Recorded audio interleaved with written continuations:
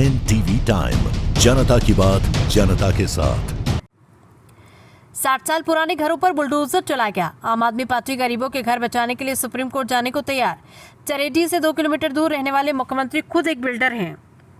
आप नेता ईसूदास गढ़वी ने गांधीनगर के चरेडी में हजारों छतों और छोटे घरों पर अधिकारियों द्वारा इस्तेमाल किए जा रहे बुलडोजर के पीड़ितों से मुलाकात की। चरेडी से 2 किलोमीटर दूर रहने वाले मुख्यमंत्री खुद एक बिल्डर हैं। शक है कि उन्होंने अपने बिल्डर मित्रों को फायदा पहुंचाने के लिए गरीबों के घर तोड़े हैं। हजारों करोड़ रुपए की जमीन बिल्डरों को देने के लिए गरीबों के 60 साल पुराने घरों पर बुलडोजर चलाया गया। आम आदमी पार्टी गरीबों के घर बचाने के लिए सुप्रीम कोर्ट जाने को तैयार है। साजिश के तहत करोड़ों की जमीन पर बुलडोजर चलाया गया।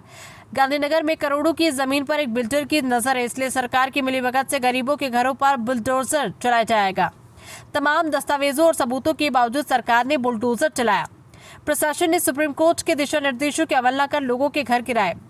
नियमों के अनुसार जब तक सरकार आवास की व्यवस्था नहीं करती तब तक बुलडोजर नहीं चलाया जा सकता। घरों के साथ साथ आंगनवाड़ियों को भी ध्वस्त कर दिया गया। लोगों को घर देने की बजाय सरकार गरीबों के घर तोड़ रही है। मुख्यमंत्री शराब और नशे के अड्डे बंद नहीं करते, लेकिन गरीबों के घरों पर बुलडोजर चला देते हैं। गरीबों के घर तोड़कर बड़ी इमारतें बनाने की साजिशें हो रही है।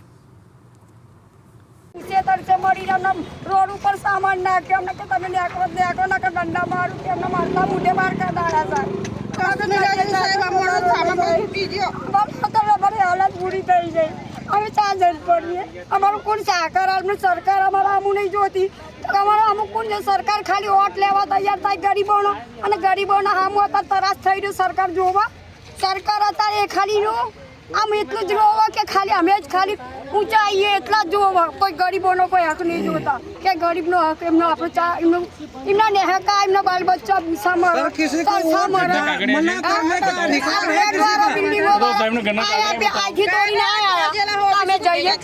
કાંઈ વાંધો નહીં તો સવારે વેલા આવ્યા હતા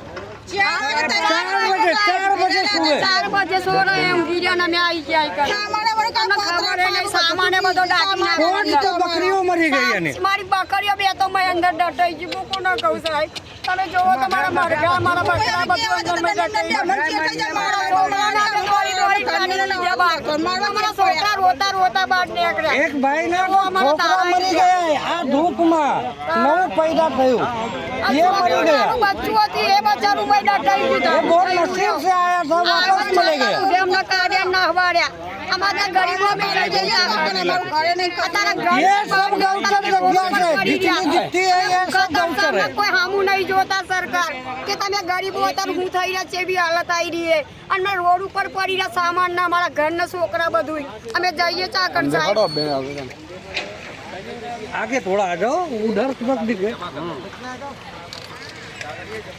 અમે પેથાપુર ગામના છીએ કઈ બહારના નહીં આજે મારી આમ આદમી પાર્ટીની ગાંધીનગર ટીમ પોલખોલ ટીમ દ્વારા મને જાણવા મળ્યું કે ગાંધીનગરમાં અહીંયા ચરેડી જે વિસ્તાર છે એમાં છાપરાવાળાઓ લગભગ અંદાજે 60 વર્ષથી રહે છે એમને રાતોરાત પાડી દેવાનું રાત્રે 4 વાગે બુલડોઝર આવીને એમની મકાનો પાડીને સમથળ કરવાનું નક્કી કર્યું છે મને આમાં શંકા 2 પ્રકારની છે મુખ્યમંત્રી બિલ્ડર છે અને બિલ્ડરોના મિત્રો છે એટલે મુખ્ય કોઈ બિલ્ડરની નજર આ જમીન ઉપર પડી છે આ હજારો કરોડની જમીન છે બહુ કિંમતી જમીનો છે એટલે આમને પોલીસ થ્રુ ડરાવી ધમકાવીને અહીંયા તમામ પ્રકારની જ્ઞાતિ રહે છે ઠાકોર સમાજ છે દેવી પૂજક છે વણઝારા સમાજ બધી સમાજના લોકો છે અને બધા મોટા ભાગે આપણા ગુજરાતી છે કોઈ પાકિસ્તાની નથી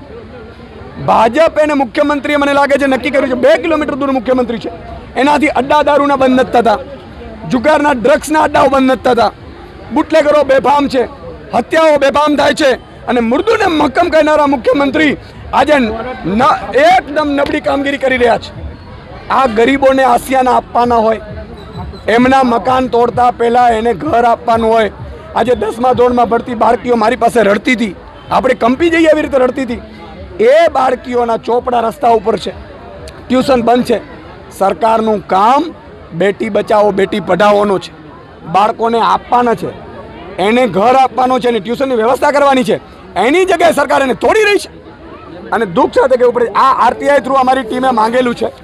હું આપને વાંચી બતાવીશ. આ નીતિની અંતર્ગત આ નીતિ બનવામાં આવી છે. 1 મિનિટ.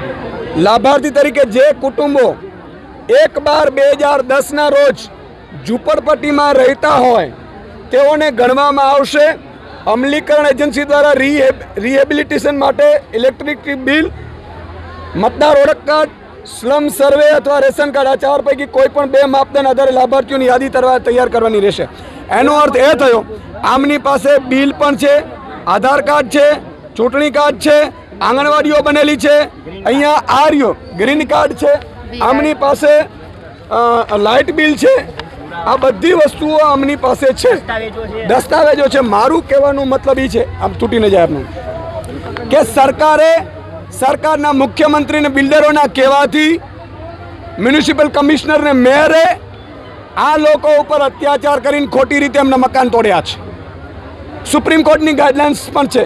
સુપ્રીમ કોર્ટની ગાઈડલાઇન્સની વિરુદ્ધ આમના મકાન તોડવામાં આવ્યા છે. મને લાગે છે કે આમની કમિશનર ઉપર, તોડનાર અધિકારીઓ ઉપર પોલીસ ફરિયાદ પણ થઈ શકે.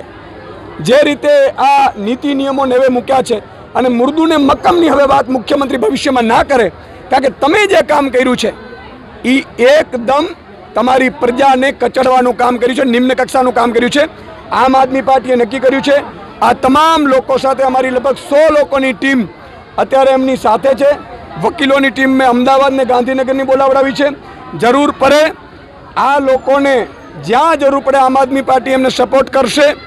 રસ્તાથી લઈને વિધાનસભા સુધી અમે અવાજ ઉઠાવીશું. એટલું જ નહીં, અમારી હાઈકોર્ટની ટીમ અને સુપ્રીમ કોર્ટ સુધી જવું પડશે તો આ લોકોને ફ્રીમાં આમ આદમી પાર્ટી સવલતો આપશે વકીલોની. આ મેં ખાતરી આપી છે. મારી એટલી જ વિનંતી છે કે મુખ્યમંત્રી શ્રી, તમે કોઈ આ જમીન ઉપર કબજો કરવાનો પ્રયાસ કર્યો છે, પહેલાં આ લોકોની પીડા સમજો, એમને મળો. તમારા 2 કિલોમીટર છે અને હું તો કહું છું કદાચ 2 કિલોમીટર તમે દૂર લાગતો હેલિકોપ્ટર લઈને આવો, પણ જુઓ આમની પીડા સમજો. તમારી પ્રજા છે, તમારી પ્રજાની હાલત શું છે આજે બહુ જ ખરાબ છે. આજે અમારી લીગલ ટીમ આખી આવી ચૂકી છે. એમને મળશે, એમના કાગળિયાઓ જોશે. જરૂર પડે હાઈકોર્ટ અને સુપ્રીમ કોર્ટ સુધી અમે આ મુદ્દે લડીશું.